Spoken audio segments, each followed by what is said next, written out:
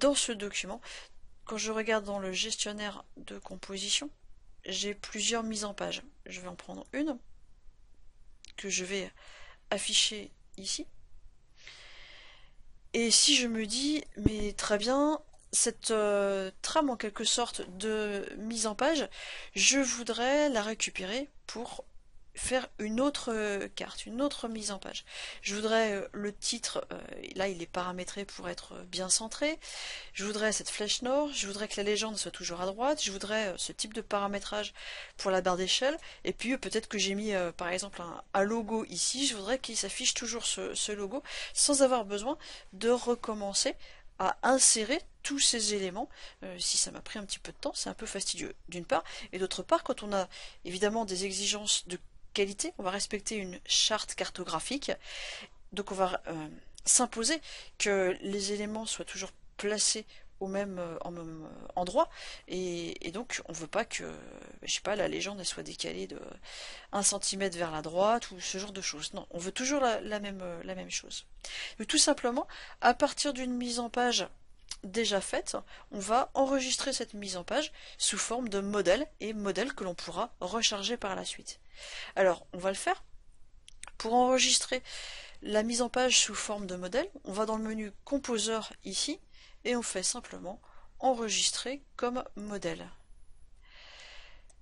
On enregistre soit dans les cartes, soit dans un dossier de travail ou de paramétrage, ici, et on enregistre un modèle de composition au format QPT, qui est le format des modèles de mise en page de QGIS. Donc ici, je vais l'appeler modèle de page A3 paysage. Et puis je peux le qualifier, par exemple du nom d'un projet ou du nom d'une charte que je vais réutiliser tout le temps. Ici, ça va simplement être exemple, ou X pour exemple. Donc j'enregistre ce modèle de mise en page, je fais enregistrer, ici,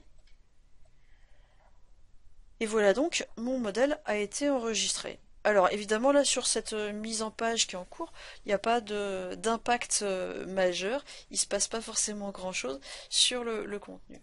Je vais fermer cette mise en page, ce composeur, fermer ici aussi, et donc me dire, bah maintenant, peut-être que j'ai changé de carte, j'ai changé de contenu, j'ai changé de lieu sur ma carte, et d'échelle, je me suis mis sur un autre projet. Bon. Et j'ai besoin de faire une mise en page qui respecte le modèle que j'ai enregistré tout à l'heure. Donc je vais faire un nouveau composeur, donc projet, nouveau composeur d'impression, ici. Je vais l'appeler mise en page, je crois que je suis rendu à la troisième, ok. Donc là j'ai la mise en page vide de mon nouveau composeur. Je vais indiquer que je veux un format A3. Alors vous, je vous suggère de le faire. Moi, je vais faire le contre-exemple. Je vais laisser un format A4 pour montrer que bon, ça se passe pas idéalement. Donc normalement, faites attention de choisir un format de mise en page qui correspond au modèle que vous allez sélectionner. Et pour charger le modèle que j'ai créé, je vais venir dans le menu Composeur, ajouter des éléments depuis un modèle. Et ça, c'est la fonction qui veut dire charger le modèle que j'ai déjà créé. Je me déplace dans le dossier où j'ai enregistré mon modèle. Je prends le modèle de page A3, paysage exemple, que j'ai créé tout à l'heure. Ouvrir. Et QGIS me charge l'ensemble des éléments qu'il y avait de présent dans le modèle. Alors si vous avez une page qui a la bonne taille, eh bien vous avez l'ensemble des éléments sur la page. Vous voyez, on retrouve ici, vous distinguez la flèche nord, la légende, l'échelle correctement positionnée juste sous la carte ici, et le texte qu'on avait mis quand on avait créé le premier modèle. Donc comme ça, vous allez récupérer votre modèle. Si jamais vous utilisez un modèle qui n'a pas la taille qui correspond à la page que vous avez, soit c'est trop grand et vous voulez que ça rentre, donc c'est du A3 le modèle, et vous voulez qu'il rentre sur la page A4, mais il va falloir que vous sélectionniez chacun des éléments et que vous les mettiez en plus petit, par exemple, ou à l'inverse, vous voulez agrandir la page, et bien je vais passer ici sur une page A3. Et là, ce que je voulais vous montrer, c'est que le changement ne se fait pas de manière idéale. Vous avez dû voir que mes éléments ici, texte et barre d'échelle, qui normalement étaient vraiment juste en dessous de la carte, ici, n'ont pas été repositionnés correctement. Donc c'est pas très très grave dans mon cas ici. Je vais les déplacer comme ça et je les retrouve. Mais évidemment, si on veut respecter une charte cartographique très précise, ce mode de fonctionnement est insuffisant. Voilà. Mais vous voyez qu'avec ce modèle de mise en page, vous pouvez facilement gagner beaucoup de temps.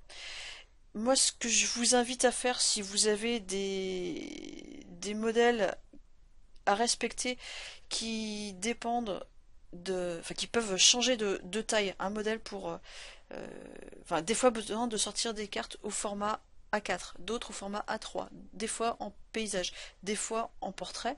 Moi, je vous invite à prendre le temps de préparer autant de modèles que de formats que vous avez. Donc un format A4 portrait, un A4 paysage, un format A3 portrait et un A3 paysage par exemple. Et ensuite vous allez chercher le modèle qui vous convient.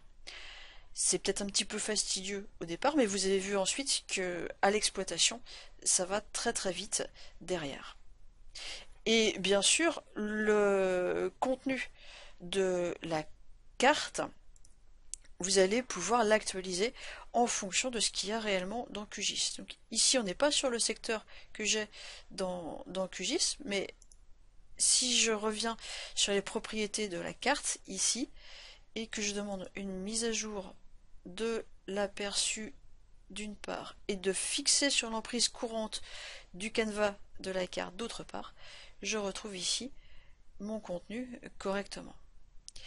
Donc les personnes qui ont suivi la formation sur les mises en page et qui ont fait les entraînements, les petits tests dans le module mise en page sur la plateforme de formation, vous avez dû voir ces fonctions que je vous ai rajoutées avec des explications dans les entraînements.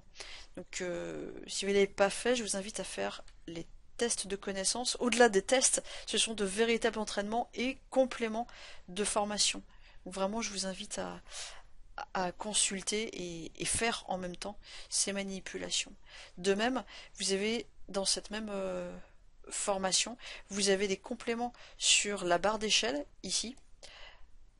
Et je vais juste la retailler pour qu'elle puisse rentrer dans ma page en fonction du zoom ici. Et vous avez aussi des compléments sur l'actualisation de la légende en fonction du contenu. Donc pareil, n'hésitez pas à compléter, à aller faire ce qui est dans les entraînements, les tests. C'est comme ça que vous progresserez et vous intégrerez bien les manipulations.